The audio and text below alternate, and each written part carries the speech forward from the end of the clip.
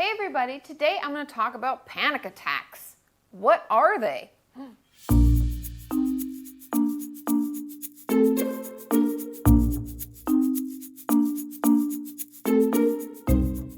So like I said, today I want to talk about panic attacks. Many of you have asked me, is this what I'm having? Is this a panic attack? People said they had panic attacks. What does that look like? And there is a lot of misconceptions out there, just with anything that we talk about. Am I right? Now, panic attacks are a little different. The first thing that I want to make sure you understand is that panic attacks aren't something that I could diagnose you with. You have panic attacks. You may have panic attacks, but that's not a diagnostic criteria. Panic attacks are something that can happen with any anxiety disorder. Now, in the DSM, and I have my DSM here, they have what they call specifiers or different things you may feel that will help you better understand if you are in fact having panic attacks, and then let you know what you can say to your physician or your therapist, psychiatrist, whatever, to get the help that you need. Because the thing that's interesting about panic attacks is that the more they happen, the more we fear they're going to happen, and then they happen more frequently because they start based on the fear of having more of them. So the better and the sooner we get a hold of it and understand what's happening, the better the outcome for us. Does that make sense? And the prevalence in the United States, just so you know, panic attacks happen to about 11 to 12% of people. And that's just in the States. So we know that these happen a lot. And the sooner we get them taken care of and under control, the better off we all are.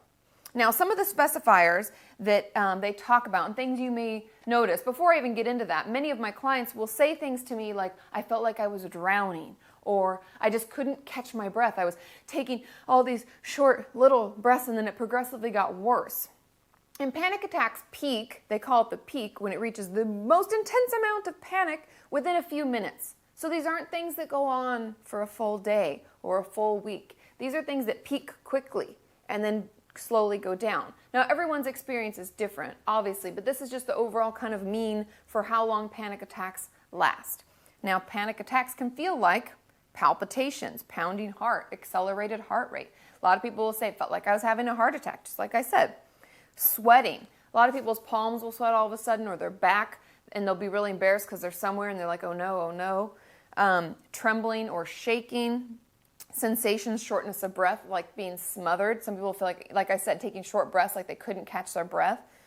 Feelings of choking, chest pain or discomfort, which is why I think a lot of people report that it feels like they're having a heart attack or they're drowning. Nausea or abdominal distress. Now, I don't hear that one as frequently as the others, but everyone experiences things differently. So maybe it starts, if you feel anxiety in general in your stomach, then maybe you'd feel it there during a panic attack. Feeling dizzy, unsteady, lightheaded, faint, which leads to that fear of having it and feeling like they need to sit down and catch their breath. People will feel that a lot. Chills or heat sensations, numbness or tingling sensations, derealization, kind of that depersonalization. I have a video actually about dissociation. And I've done videos with Melissa, I Drink the Seawater, about maladaptive daydream and all of those things where we kind of have like an out-of-body experience. And we can have that happen. For many of you who struggle with dissociation, having panic attacks, you'll find you go into that automatically. And really what that is a coping skill for our mind, because it feels like things are just getting a little too intense, and so it needs to kind of take a break. Fear of losing control or going crazy. A lot of people have said that to me, like, I feel like I was just going crazy. I don't know what's happening. And fear of dying. A lot of people, because they think it's a heart attack or they feel like they're being smothered, they can't catch their breath, you can understand why then they feel like they're dying, and it can be really, really scary.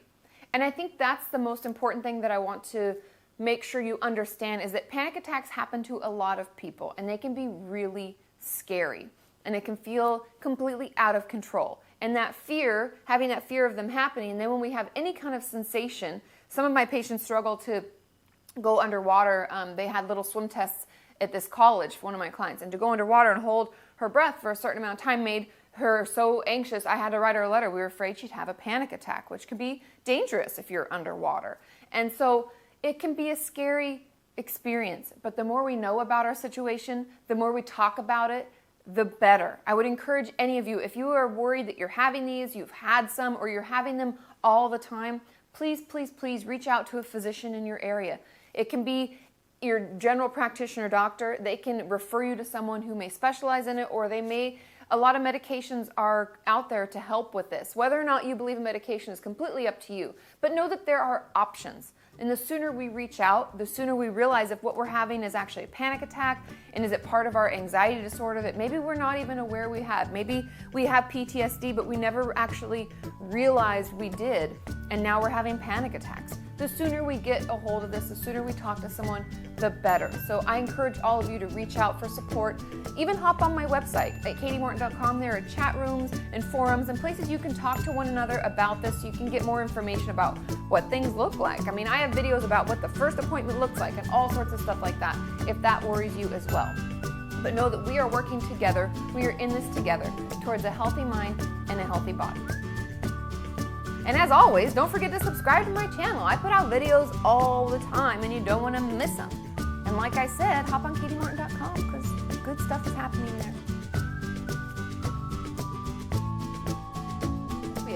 Everybody talks about that too, right? And that falls under this as well. Now, agoraphobia differs from social anxiety or social phobia.